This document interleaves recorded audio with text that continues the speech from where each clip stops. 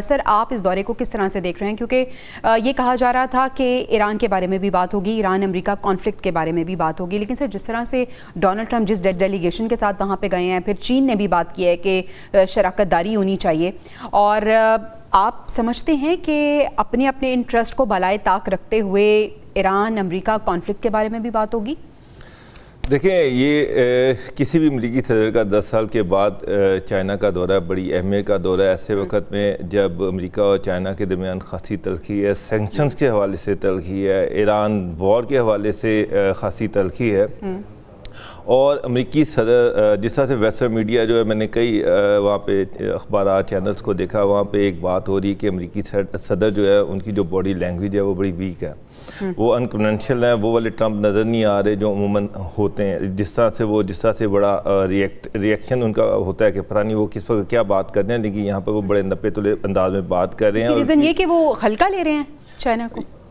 वो एक ऐसे वक्त में चाइना का दौरा कर रहे हैं, एक ऐसे वक्त में जब अमेरिका में उन पे तनकीद हो रही है, एक जंग उन्होंने इनिशिएट की, 60-70 दिन गुजर गए, उस जंग को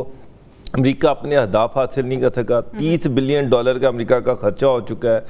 ट्रंप जो है अमेरिका में उनका पसंदीदा लेवल 44 से 30% पे आ चुका है। इकोनॉमी अमेरिका की ख़राब हो रही है, तेल की कीमतें वहाँ पर बढ़ रही हैं, वहाँ पर सेनेट में आप देख लें, वहाँ के अमेरिकी मीडिया देख लें, वो सारा ट्रंप की पॉलिसीज़ पे तनकीद कर रहा है जी। ऐसे वक्त में ट्रंप चाइना का दौरा कर रहे हैं, यानी कि इस वक्त, और फिर सबसे बड़ी एक्सपेक्टेशन ये है, अगरचे कि उन्होंने ये तासुर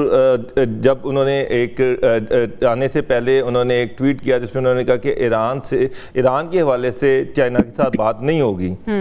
लेकिन एक्सपेक्ट यही किया जा रहा है कि ट्रंप चाइना से ईरान का इशू रिजॉल्व करवाने के लिए मदद लेंगे। अच्छा। जिस तरह से आज वाइट हाउस से जो स्टेटमेंट जारी हुई है, जो पहला राउंड हुआ है टॉक का, उसमें बड़ा वादे तौर पर कहा गया है कि आपने हुर्मुज़ के हवाले से कंसेंसस पाया गया है, और ये कि जनाब वहाँ पर टैरिफ नहीं होना चाहिए, इस पर भी कंसेंसस पाया गया, और इसके साथ साथ जो यूरेनियम की अफजूदगी है उसके हवाले से भी कि ईरान को यूरेनियम अफजूदा नहीं करनी चाहिए, इस पर भी दोनों का कंसेंसस पाया गया। सही, इस पे चाइना खामोश है, लेकिन ताइवान के हवाले से चाइना के जो प्रेसिडेंट हैं, उनका जो मौक़िफ़, उनकी जो स्पोक्स पर्सन का जो आया है वज़ारत ख़ारजा की, बड़ा क्लियर है कि ताइवान हमारी रेड लाइन है, और अगर उस पर अमेरिका ने ताइवान को सपोर्ट किया, जिस तरह से $11 बिलियन का उसको असली का ऐलान कर चुका है, जिसकी अभी रेक्टिफिकेशन होनी है, यानी कि अमेरिकन प्रेसिडेंट ने उसको रेक्टिफाई करना है, लेकिन चाइना ने कहा कि इट कैन लीड टू